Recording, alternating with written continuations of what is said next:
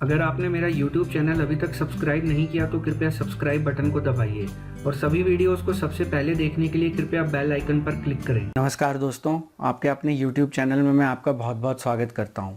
आज के इस वीडियो में हम चर्चा करेंगे 11 ऐसी कॉमन गलतियों की या त्रुटियों की जो नॉर्मली टैक्स पेयर अपने इनकम टैक्स रिटर्न में करता है।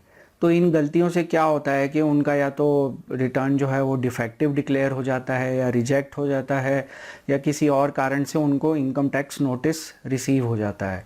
तो इस वीडियो में हम चर्चा करेंगे कि इन 11 जो कॉमन गलतियां हैं या जो त्रुटियां हैं इनको आप कैसे अवॉइड कर सकते हैं ताकि आपके इनकम टैक्स रिटर्न में कोई डिफेक्ट ना हो या वो रिजेक्ट ना हो या उसके अंदर आपको कोई इनकम टैक्स का नोटिस ना मिले। अब इन 11 गलतियों में से एक जो 11वें नंबर की गलती है वो बहुत इंपॉर्टेंट है। वो एक बिल्कुल छोटी सी गलती है लेकिन उसकी वजह से आपकी पूरी मेहनत पे पानी फिर सकता है। तो मैं आपसे अनुरोध करूंगा कि आप वो 11वें नंबर की जो गलती है या मिस्टेक है उसको आप ज़रूर सुनिएगा, क्योंकि वो बहुत इंपॉर्टेंट है। उसको ज़रूर देखिएगा और हो सकता है आपको वो सुन के या देख के आपको हंसी आए कि ऐसी भी गलती हो सकती है, पर मेरा यकीन मानिए कि बहुत सारे लोग जो 11वें नंबर की मैं गलती बताऊंगा वैसी गलती करते हैं। तो मुझे अपने ब्लॉग के ऊपर काफ़ी रिक्वेस्ट्स मिलती हैं, काफ़ी क्वेरीज़ मिलती हैं जहाँ पे लोग अपनी क्वेरीज शेयर करते हैं। तो ये जो 11 गलतियों की जो मैंने लिस्ट बनाई है, ये मेरे ब्लॉग पे जितनी क्वेरीज़ आती हैं उन्हीं में से मैंने एक कॉमन जो 11 गलतियां हैं उनकी ये लिस्ट बनाई है ताकि मैं आप लोगों के साथ शेयर कर सकूं, ताकि आप उसको सुन सके, देख सके और आप अपने जो इनकम टैक्स रिटर्न में वो गलती ना करें। तो मुझे उम्मीद है कि आप इन गलतियों को नहीं दोहराएंगे। तो आइए शुरू करते हैं गलती नंबर 1 से, जो कि है सिलेक्शन ऑफ ITR फॉर्म। मतलब जो आपको इनकम टैक्स रिटर्न का फॉर्म फिल करना है वो आप कैसे सेलेक्ट करें। अब यहाँ पे मैंने एक चीज़ देखी है, मुझे कुछ समय पहले एक रीडर की क्वेरी आई जिसमें मैंने उनसे पूछा कि आप कौन सा ITR फिल करते हैं। तो उन्होंने मुझे बताया कि मैं ITR 2 फिल करती हूँ। और वो बोल रही हैं कि मैंने उनको सजेस्ट किया कि आपकी इनकम के हिसाब से या जो आपकी अभी करंट सिचुएशन है उसके हिसाब से आप ITR 1 भी फाइल कर सकते हैं। उन्होंने मुझे जवाब दिया, नहीं मैं तो कई सालों से ITR 2 फाइल कर रही हूँ, तो मैं इस साल भी ITR 2 ही फाइल करूँगी। तो यहाँ पे जो सबसे बड़ी गलती है, लोग एक बार अगर एक ITR फॉर्म फिल करना शुरू कर देते हैं तो फिर हमेशा वो लगभग मैंने देखा है कि वही ITR नंबर का फॉर्म हर साल फिल करते हैं, जबकि वो गलत है। जैसे ये जो ITR फॉर्म्स हैं ये हर साल चेंज होते रहते हैं, सरकार इन नियमों में कुछ चेंज करती रहती है। तो ऐसा कोई ज़रूरी नहीं है कि अगर आप ITR 2 भर रहे हैं तो आप हमेशा ज़िंदगी भर ITR 2 ही भरते रहेंगे। जो ITR का चयन है वो आप अपनी इनकम के जो हेड्स हैं, जो सोर्सेज हैं, उनके बेसिस पे आप डिसाइड कर सकते हैं कि आपके लिए कौन सा ITR एप्लीकेबल है। हो सकता है कि पिछले साल मेरा ITR 1 एप्लीकेबल था, हो सकता है इस साल ITR 2 हो जाए, या नेक्स्ट ईयर हो सकता है मैं ITR 4 फिल करूं। अगर मैं आपको एग्जांपल दूं, जैसे इस साल सरकार ने क्या किया कि पहले 9 ITR फॉर्म्स हुआ करते थे, इस साल उन्होंने उनको कम करके 7 कर दिए हैं। जो ITR 2, 2A या 3 था जो पिछले साल, ये जो 3 ITR थे उनको रिप्लेस करके अब ITR 2 है। इसी तरीके से जो पिछले साल का ITR 4 था वो इस साल ITR 3 है। तो अब मान लीजिए पिछले साल किसी ने अगर ITR 4 भरा तो इस साल उसके जो माइंड में रहेगा कि मुझे ITR 4 ही भरना है, पर इस साल ITR 4 जो है वो अब ITR 3 हो गया है। तो अगर मेरे को राइट ITR का सिलेक्शन करना है तो मुझे ये देखना पड़ेगा कि मेरी जो इनकम है या सोर्सेज ऑफ इनकम है वो किन हेड्स के अंदर है, और उसी के बेसिस पे मैं सही ITR का चयन करूँगा। अगर आपका ITR का चयन गलत होता है तो इसके अंदर आपकी ये जो गलती है इसकी वजह से आपका जो इनकम टैक्स रिटर्न है वो डिफेक्टिव डिक्लेयर हो सकता है, या उसके अंदर कोई आपको हो सकता है इनकम टैक्स का नोटिस आ जाए, या वो रिजेक्ट भी हो सकता है। तो ये कोई भी पॉसिबिलिटी है। तो इसलिए आप अपने ITR का चयन अपनी इनकम के हिसाब से करें ताकि आप सही ITR फिल कर सकें। नंबर 2 पे आता है मैंडेटरी डिस्क्लोजर्स। अब ये जो मैंडेटरी डिस्क्लोजर्स होते हैं, जैसे मैंने आपको ITR फॉर्म्स के बारे में बताया, हर साल ये भी चेंज होते रहते हैं। इस साल गवर्नमेंट मान लीजिए बोलेगी कि आप ये जो डिटेल्स भरनी ज़रूरी हैं, अगले साल हो सकता है वो बोले कि ये वाली डिटेल्स भरनी ज़रूरी है। तो आपको ये देखना बहुत ज़रूरी है कि कौन से डिस्क्लोजर्स इस साल मैंडेटरी है। अगर मैं आपको फिर से एग्जांपल दूं तो जैसे लास्ट फाइनेंशियल ईयर में जो मैंडेटरी डिस्क्लोजर्स थे वो थे आपको अपने फॉरेन के एसेट्स या डॉर्मेंट बैंक अकाउंट या बैंक अकाउंट की डिटेल फिल करनी मैंडेटरी। तो इस साल गवर्नमेंट ने क्या बोला कि अगर आपने 9 नवंबर 2016 से लेके 30 दिसंबर 2016 के बीच में 2 लाख रुपए से ज़्यादा का कैश डिपॉजिट कराया है तो वो आपका मैंडेटरी डिस्क्लोजर है, आपको ये बताना हमें ज़रूरी है। तो इस तरीके से जो मैं आपको पॉइंट बताने की कोशिश कर रहा हूँ वो ये है कि आपको हर साल देखना पड़ेगा कि इस साल के मैंडेटरी डिस्क्लोजर्स कौन से हैं। अब आपके ऊपर एप्लीकेबल हैं या नहीं है वो एक अलग बात है, लेकिन आपको उनके बारे में जानकारी देनी ज़रूरी है। जैसे मैंने 2 लाख का डिपॉजिट नहीं कराया है जो डीमोनेटाइजेशन का पीरियड था उसके दौरान, पर मुझे डिस्क्लोज करना ज़रूरी है, तो मुझे वहाँ पे ना लिखना पड़ेगा कि नहीं मेरा ये जो है ये मेरे ऊपर एप्लीकेबल नहीं है। तो मैंडेटरी डिस्क्लोजर ये वो होते हैं कि जहाँ पे आपको वो इन्फॉर्मेशन सरकार को देना मैंडेटरी है आईटीआर के अंदर। तो हर साल ये चेंज होते रहते हैं, आप हर साल चेक करिए कि इस साल के मैंडेटरी डिस्क्लोजर्स क्या हैं और उनको ज़रूर आप वो इन्फॉर्मेशन ज़रूर अपने आईटीआर में फिल करिए। अगर आपने मैंडेटरी डिस्क्लोजर को नहीं यहाँ पे फिल किया या वो इन्फॉर्मेशन सरकार को नहीं दी तो आप मान के चलिए कि आपका आईटीआर जो है वो शायद एक्सेप्ट ना हो। अब नंबर 3 पे आता है कि रिकंसिलिएशन ऑफ टीडीएस। अब काफ़ी केसेस में क्या होता है कि टीडीएस डिडक्ट होता है, सैलरीड क्लास होते हैं उनको फॉर्म 16 मिलता है।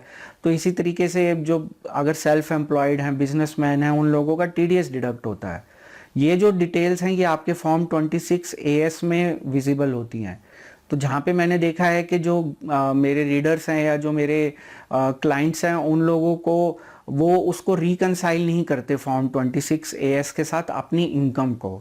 तो अगर मेरे को अगर एग्जांपल देना है, मान लीजिए मेरी साल की इनकम 10 लाख है, लेकिन जो मेरा टीडीएस डिडक्ट हुआ उसके हिसाब से मेरी इनकम 12 लाख है, या जिस कंपनी ने मुझे पैसे दिए उन्होंने जो टीडीएस जमा कराया वो 12 लाख है। मैं भी हो सकता है मैं 2 लाख की इनकम भूल गया हूँ, या मैंने वो टीडीएस के बारे में मैंने उस कंपनी से ज़्यादा फॉलोअप नहीं किया और टीडीएस सर्टिफिकेट ना लिया हो।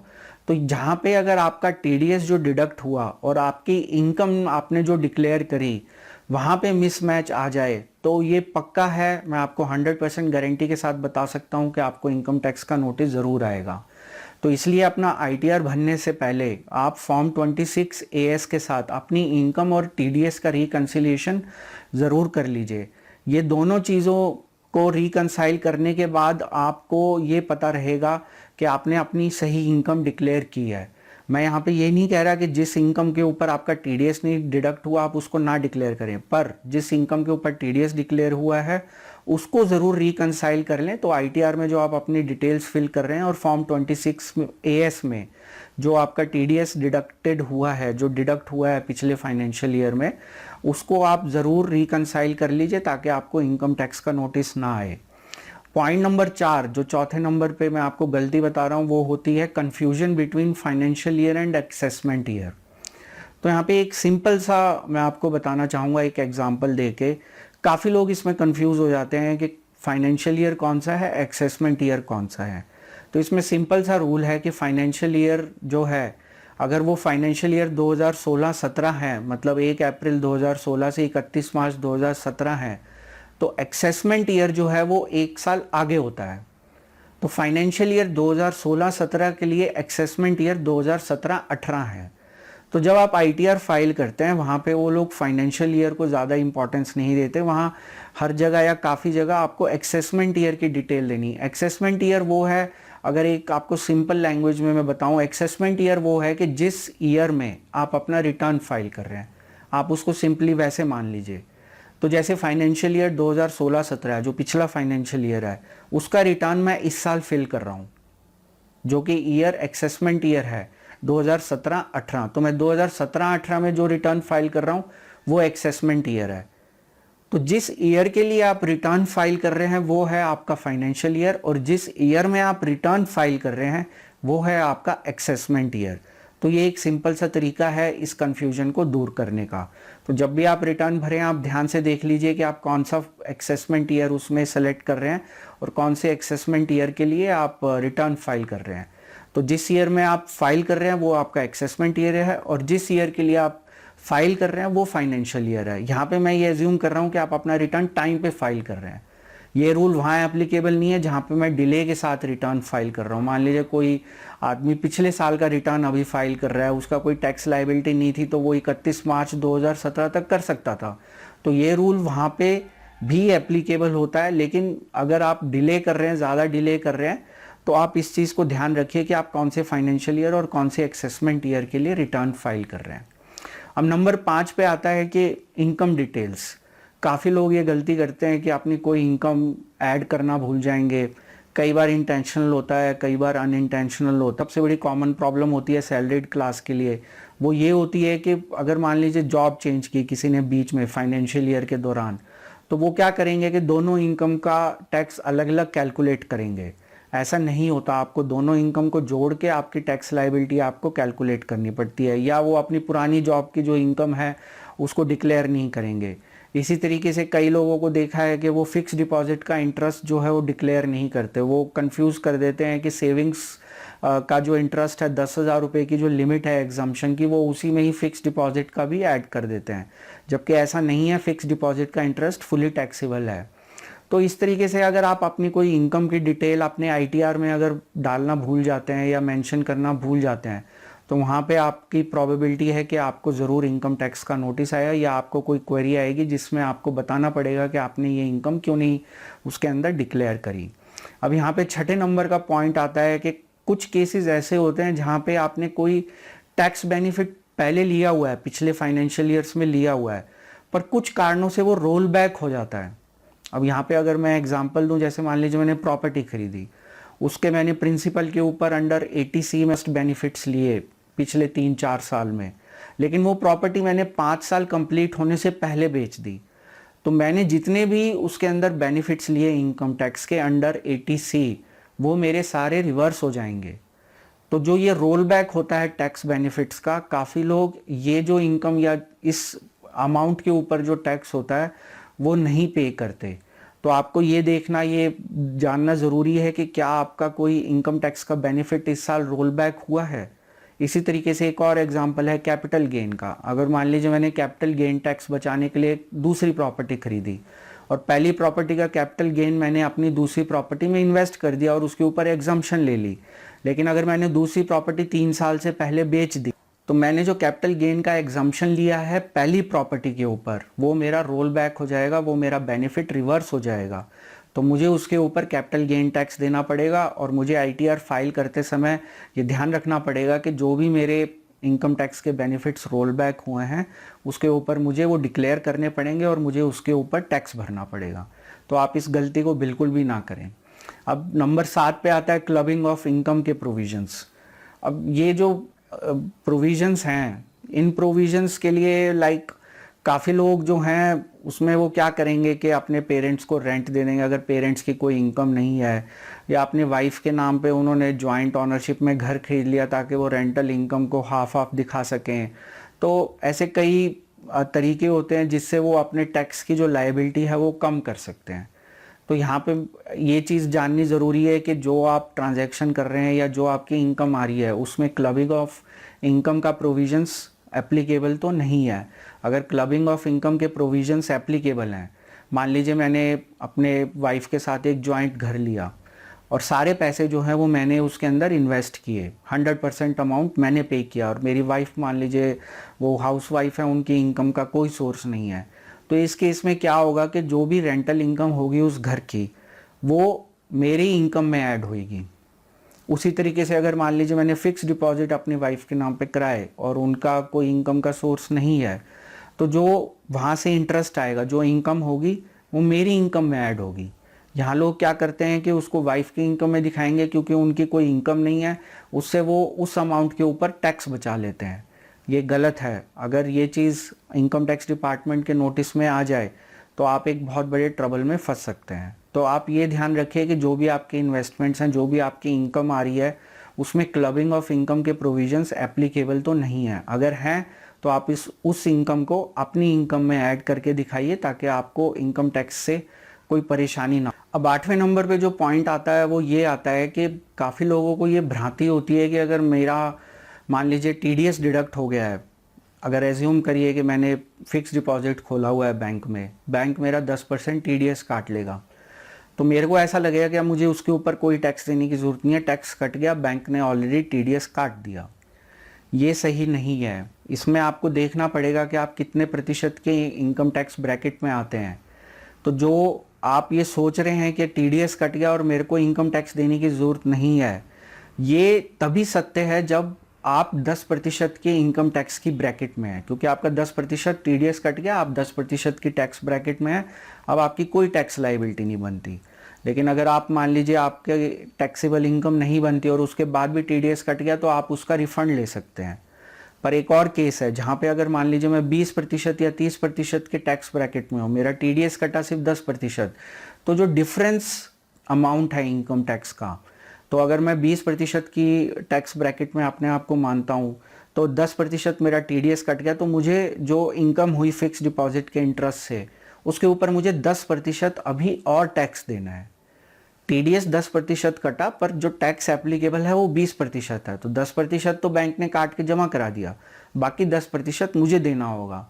ये बहुत बड़ी गलती है जो काफ़ी लोग करते हैं। तो इसमें आप जो इनकम है आपकी, उसके अंदर आप ये देखें कि टीडीएस कितना प्रतिशत कटा और एप्लीकेबल कितना है। तो अगर मान लीजिए आपका जो टैक्स ब्रैकेट है और जितने परसेंटेज के ऊपर टीडीएस डिडक्ट हुआ दोनों सेम है, तो उस केस में आपका एडिशनल या एक्स्ट्रा इनकम टैक्स नहीं बनता, तो उस केस में आपको और टैक्स पे करने की ज़रूरत नहीं है। लेकिन अगर आपका जो टैक्स ब्रैकेट है वो ज़्यादा है और टीडीएस का जो परसेंटेज है वो कम है, तो जो डिफरेंशियल इनकम टैक्स है वो आपको पे करना पड़ेगा। तो आपको ये कैलकुलेट ज़रूर करना पड़ेगा कि आपकी एडिशनल टैक्स लायबिलिटी तो नहीं बन रही उस इनकम के ऊपर जहां टीडीएस ऑलरेडी डिडक्ट हो चुका। अब 9वें नंबर पे जो गलती आती है वो ये होती है कि आपकी जो टैक्स फ्री इनकम है या जो एग्जम्प्टेड इनकम है, आप उसको अपने आईटीआर में शो नहीं करते। जबकि ठीक है, मैं मानता हूं कि उसके ऊपर आपको टैक्स नहीं देना। मान लीजिए मेरा पीपीएफ का जो अकाउंट है वो मैच्योर हुआ, तो वो टैक्स फ्री इनकम है, उसकी जो ट्रीटमेंट है वो ट्रिपल ई है। ट्रिपल ई मतलब इन्वेस्टमेंट के टाइम पे एग्जाम्प्टेड, एक्रूअल के टाइम पे एग्जाम्प्टेड और आपके जो मैच्योरिटी के टाइम पे भी वो एग्जाम्प्टेड है। लेकिन वो मुझे डिक्लेयर करनी ज़रूरी है अपने आईटीआर में, मुझे वो मेंशन करना पड़ेगा जो भी एग्जाम्प्टेड इनकम है, चाहे वो डिविडेंड हो या और कोई भी किसी भी तरह की इनकम हो जो आपकी एग्जाम्प्टेड है। तो एग्जाम्प्टेड इनकम या जो टैक्स फ्री इनकम है उसको आप अपने आईटीआर में ज़रूर मेंशन करिए। चाहे ये छोटी सी बात है लेकिन ये एक रिक्वायरमेंट है, उसको आप ज़रूर फुलफ़िल करिए। अगर मान लीजिए इनकम टैक्स को कुछ नहीं समझ में आता कि ये आपकी इनकम कैसे है या उनको कोई भी डाउट होता है, तो उस केस में वो आपको नोटिस भेज के आपसे क्लैरिफिकेशन मांग सकते हैं। तो आप उन सब झंझट में अगर नहीं पड़ना चाहते तो ये ज़रूरी है कि आप ये चेक करिए कि लास्ट फाइनेंशियल ईयर में आपकी टैक्स फ्री या एग्जम्प्टेड इनकम कितनी थी और उसको आप अपने आईटीआर में एग्जम्प्टेड इनकम में डिक्लेयर करिए। तो उससे जो आपका आईटीआर है उसमें वो जो गलती होने की प्रोबेबिलिटी है वो ख़त्म हो जाएगी अगर आप उसमें अपनी एग्जम्प्टेड इनकम या टैक्स फ्री इनकम को डिक्लेयर करेंगे। अब यहाँ पे जो गलती नंबर 10 है वो ये है कि कई बार लोग अपनी बेसिक डिटेल्स में ही गलती कर बैठते हैं।